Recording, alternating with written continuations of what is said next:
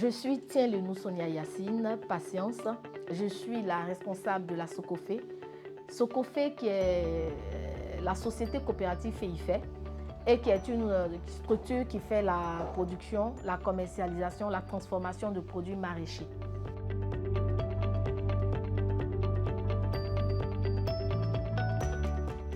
Après mon BTS, j'ai fini des stages, tout et tout, mais je n'avais pas de boulot.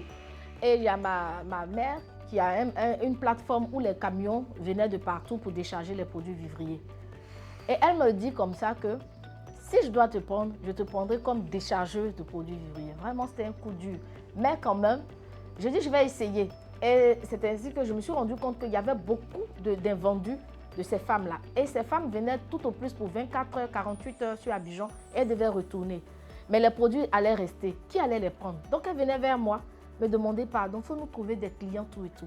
Et c'est ainsi que m'est venue l'idée que j'ai pris leurs produits invendus et que je dispatchais dans les marchés. Je me suis rendu compte que pour que je puisse avoir toujours la production, il fallait que je puisse m'attacher à ces femmes-là. Et comment faire?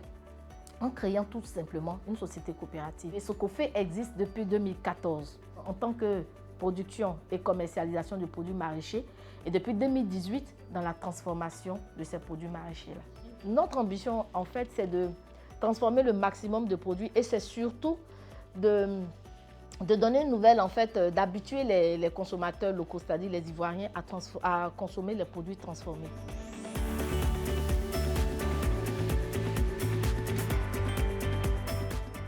En Côte d'Ivoire, ici, pendant la grande saison, c'est-à-dire la saison pluvieuse, il y a plein de produits sur les marchés. Et en saison sèche, ces produits-là, il n'y en a pas. Ou quand il y en a, ces produits coûtent cher. Et nous, notre stratégie aujourd'hui, c'est de transformer les produits de sorte à ce que le consommateur puisse avoir ces produits tout au long de l'année, tels que le piment, que nous transformons en purée et en poudre, le gombo en poudre, l'aubergine en purée et en poudre. Nous transformons la tomate en purée, la banane plantain en farine, la patate en farine, la pâte de manioc que nous faisons maintenant en farine. Donc, comme je disais, ce sont les produits maraîchers en fait. Nous apportons une plus-value à ces produits, nous apportons une longue durée de vie à ces produits et puis ce qui fait qu'on n'a plus de pertes post-récolte. Ce que je peux appeler comme avantage, c'est que nous, on a déjà la production. Ça fait qu'on joue beaucoup sur les prix. Nos prix sont très abordables. Donc, voilà un peu ce qui nous démarque en fait.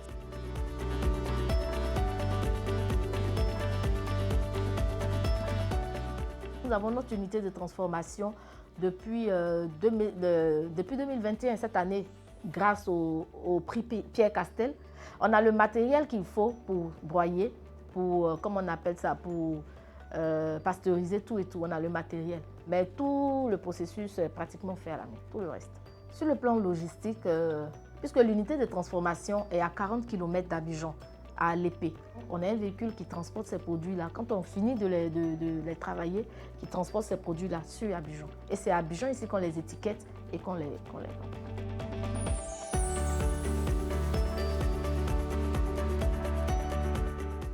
Nous sommes répartis dans 3 grandes villes, c'est-à-dire la ville de Vavois, la ville d'Abangourou et Abidjan. Et actuellement, nous cherchons à nous implanter à l'épée, là où se trouve notre unité de transformation. Nous sommes au total 72 femmes, mais réparties dans ces différentes villes-là. En fait, nos clients sont des ménages. Parce que notre objectif, en fait, c'est d'atteindre le plus de personnes. On a des personnes qui ont des épiceries fines, qui prennent nos produits pour les revendre. Voilà. On a des commerciaux qui sont sur le terrain, qu'on a pris à l'agence emploi jeunes. Et ce sont ces jeunes-là qui font du porte-à-porte, qui présentent nos produits sur le terrain. Actuellement, nous sommes en train de rentrer dans les grandes surfaces.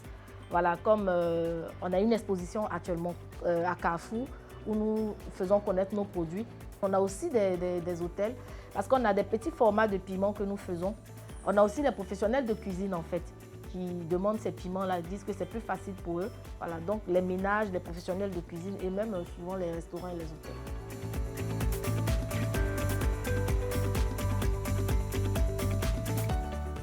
Avant le prix Pierre Castel, on était pratiquement à 5 millions. Après le prix Pierre Castel, la visibilité que ce prix nous a donnée nous a permis de monter à pratiquement 13 700 000. Et cette année 2021, on est pratiquement autour de 17 millions.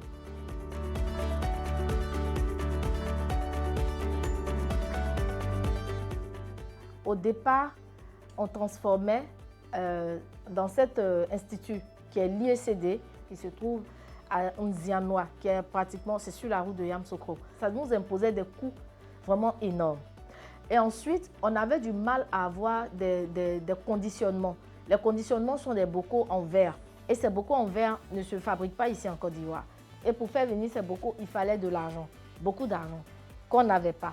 Avec le prix Pierre Castel, nous avons pu non seulement revoir notre modèle économique, nous avons pu avoir une unité de transformation qui nous permettait de réduire les coûts. Nous avons aussi pu avoir les moyens d'acheter ces bocaux. Toute cette façon de revoir le business nous a permis de faire évoluer notre chiffre d'affaires.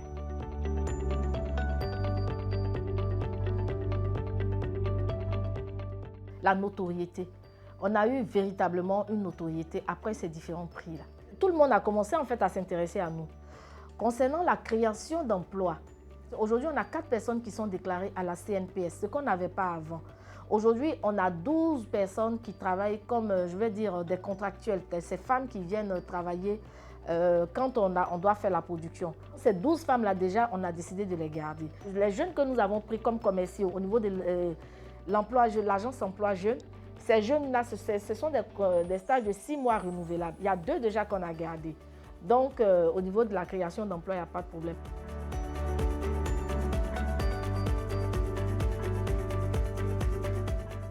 Nous respectons les conditions de travail de tous ceux qui travaillent avec nous. Bon, je prends le cas de la COPEC où on a ouvert des comptes où ces femmes-là peuvent prendre des prêts scolaires pour scolariser leurs enfants pendant la rentrée. Elles sont entrées dans la coopérative, mais elles continuent de faire leurs activités de façon parallèle. Donc, quand elles ont besoin de financement, la société coopérative se porte garant pour ces femmes-là. Et aujourd'hui, avec ce qu'elles font au niveau de la Socofé et toutes les activités qu'elles font autour, aujourd'hui, ces femmes-là peuvent intervenir dans le foyer. Nos produits sont naturels. On fait former ces femmes-là pour qu'elles puissent fabriquer elles-mêmes des engrais pour qu'elles puissent traiter les plantes avec des choses naturelles. Elles ont commencé au départ, elles étaient un peu sceptiques parce que quand tu as l'habitude d'utiliser certains produits, puis on vient te dire que non, que c'est comme ça, c'était pas facile. Mais quand même, elles ont accepté. Et il y a des structures qui sont là, qui s'occupent, qu'on voit, qu'on paye en fait, qui s'occupent de ça.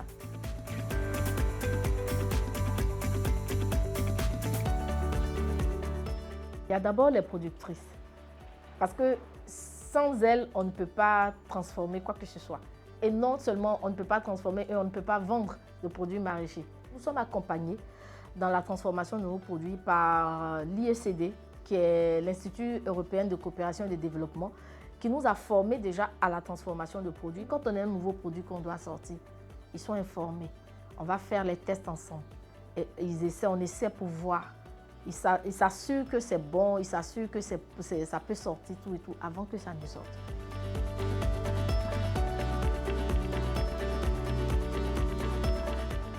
En 2020, par exemple, il y a la situation de Covid qui nous avait... C'est pour ça qu'on était carrément à 5 millions de chiffre d'affaires, toute activité confondue. Parce qu'en fait, Abidjan était confiné. Donc, pour aller prendre les produits et puis venir à Abidjan, vendre et même transformer, c'était compliqué.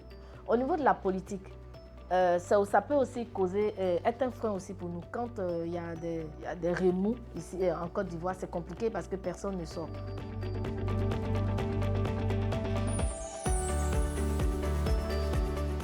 Alors la certification des produits, parce que ça ne sert à rien d'avoir fait tout ce chemin-là, d'avoir fait tout ça et ne pas être certifié, pour que ces produits-là puissent être vendus sans crainte partout et même au-delà de notre pays. Donc c'est ça en fait notre challenge.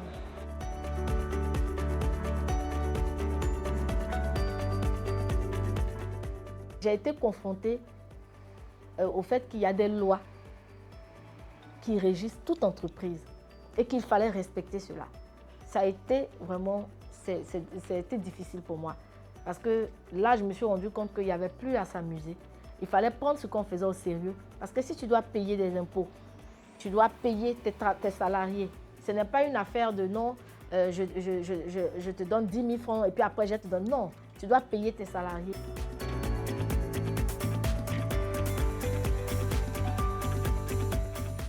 Qu'ils sachent exactement ce qu'il veut faire. Parce que par moment, on voit beaucoup de choses, surtout sur Internet actuellement, on voit beaucoup de personnes qui ont entrepris, et on se dit tout de suite que voilà, parce qu'il a fait ça, moi aussi je veux faire la même chose. Il faut d'abord étudier la chose, chercher à savoir si ce que je vais faire là, qu'est-ce que ça va apporter de plus. Il ne faut pas chercher à faire comme les autres, on doit chercher à faire plus que les autres et qu'il soit beaucoup courageux. Parce que l'entrepreneuriat, on en parle, mais c'est beaucoup de courage, c'est beaucoup d'endurance et c'est aussi beaucoup de patience.